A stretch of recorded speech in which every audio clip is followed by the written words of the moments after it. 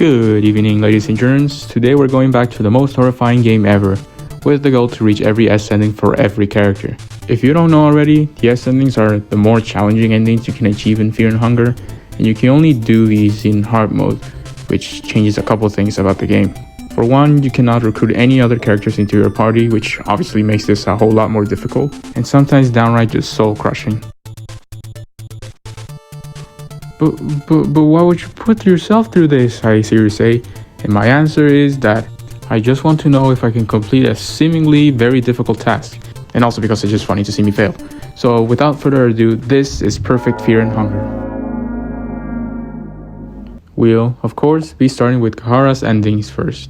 For this, you need to find Lagar dead, buy some maps, and finally get the treasure before leaving. Simple, no?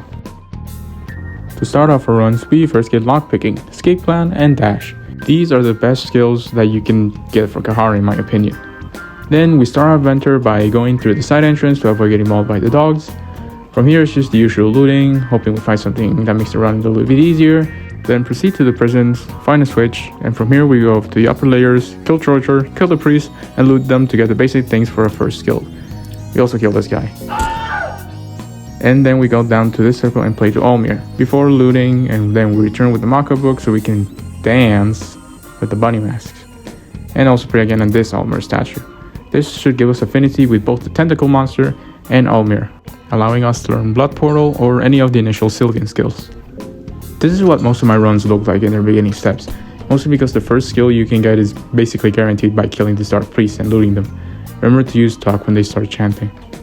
And then the rest of the run goes pretty smoothly. We get to the Cave Dweller village, loot everything including the cube, we find the fraud, and continue into the Tomb of the Gods. You know, from how smooth everything was going on this first run, I was starting to worry that I couldn't get enough content for Cahara's section of the video. But of course I spoke too soon. I forgot I was playing in hard mode and blindly stepped in one of the bear traps, effectively killing this run. My ears burn! But of course I didn't let it end here. Seeing as I got kinda far on my first attempt, with my head held high, I pushed on. This time betting on Jonah to take me to victory. Unfortunately for Jonah, we got the version of the prison that basically forces an encounter with the guard, and this, to say in a few words, was bad.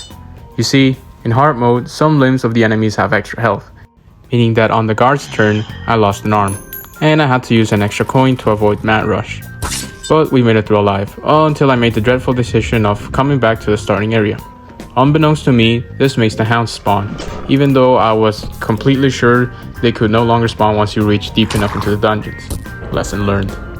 Chill! There was a misinput, calm down! You calm the fuck down! There was a misinput! Third time's the charm, they say, and this time Michael Jack will get us the winning run. And you know what? I had some hope coursing through my veins after receiving some of these drops. Passages of Cahara are a really good find. With them you can get to the mines so you can pull the blue sin, which is arguably one of the stronger weapons in the game. Also, the Emperor's Scroll would allow us to get literally almost anything from the game, ranging from simple items to even skills or weapons. Overall, this was going out pretty well. Could you guess how I met my demise this time around? If you chose B, you're correct because it stands for bullshit, which is what I could describe the following seconds of this attempt. The yellow mage can cast hurting. That makes you lose limbs, but it has a range, right? So instead of fighting, I tried to quickly run past it, but unfortunately I got into a fight with none other than this pyramid head wannabe. Knowing he's just going to straight up slime me if I try to fight, I choose to run away. Like, the next room is right there, I can quickly escape from the crow mauler and get outside the yellow mage's range, right? Right? Well, I don't know if this was meant to be intentional, but even when I go into the other room, the piss-colored mage still manages to cast a spell from the previous room that he is not present in. So I lose all my limbs. Despite that, I chose to continue, but still got a few minutes later without the proper way of dealing damage numbers. I don't want to talk yo. From here on afterwards, I decided that it's probably best I immediately get into a fight with the two yellow mages. Actually catching up to where I was before, I had a good pace going. Then I committed probably the stupidest mistake up until now. In the Cave Dweller village, there's this hole in the ground that's too high for you to jump in. So you need a rope that you can find in this house to get down safely. I forgot the rope. Oh no. So quickly I had to go through the very hostile village to get the rope. And then this guy inside did this. Thankfully I made it out alive. And using the empty scroll I found earlier, I decided to give myself a pretty strong weapon. But then the freezing started. As you may know, this game is quite a buggy mess sometimes. And I was so unbelievably unlucky that I started having a game freeze every few minutes. It started getting to the point that I had to literally go into the game files to edit a line of code so that hopefully the game would stop freezing on me. As if the game itself didn't give me enough to worry about, now I had to pray that the game would not crash on me on a very good run. A couple of runs later, after fixing the freezing, I made it back to somewhere close to my previous run on level 7. Sometimes on level 7 there's a chance for the enemies to be infected by a brain flower. The enemy remains largely the same, save for a few new tricks they have up their sleeve. At least that's what my thought process was. I went into this fight confident that I was just like fighting a regular guard, but then I get hit with a pulling that makes me immediately hit myself. Bullshit.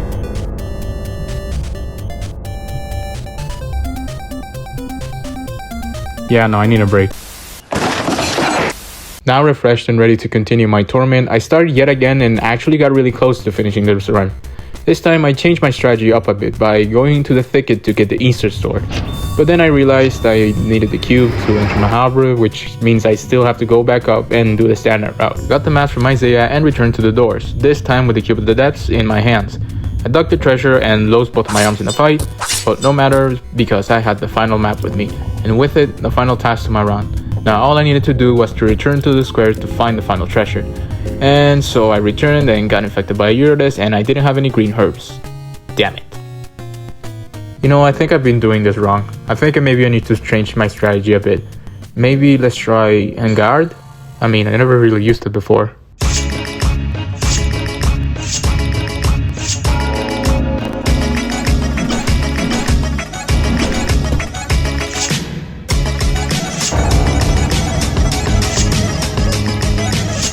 I think this has just become my favorite skill. You can use it like right before you run into an enemy to give yourself an extra turn to kick off a battle. But it also gives you a short burst of speed so you can just blaze through the map. Once we returned to get to the first maps, I passed by the Hexen to get Blood Portal and Loving Whispers. With the extra Soul Stone, I had decided to curse my Iron Mace. Armed and dangerous, I made my way back to the Grand Library, this time ignoring any possible encounter with anything, and being extra careful about that trap that ended my run so long ago. I digged up the treasure and fought Isaiah with my bare fists. Yeah, I keep forgetting that every time you curse a weapon or purify the Easter sword, you have to equip it again. So I paid dearly for my mistake by losing my arms once again. But we still beat him. How is he so trash at fighting that you lose to an armless dude, even though you have a whole ass machete? Fool. After picking up the third map and making my way to the final area, you come across this door. To open it, you need the old passage key, which you get from the puzzle in the temple. But thankfully, we had an empty scroll to skip that step, and with another scroll, I taught myself Black Orb, just in case I needed to do damage. So I went in and managed to find the third and final treasure. Now all I needed to do was to leave and also check on the dead, and with this, ladies and gentlemen, I present to you Cahara's S ending. To summarize, Cahara in this ending, it's literally called Happy Ending, sells the treasure found within the dungeons, making him filthy rich, and he spends the rest of his days along with his wife and child, though he has a low PTSD. Thank you, Peter Griffin, for this win, and that's where I'll leave it. I was planning to do all the S endings in one video, but I'll be honest, I don't want to play this game for a few days now. So just get me the hell out of here. You, however, are going to click that like button. Okay, bye.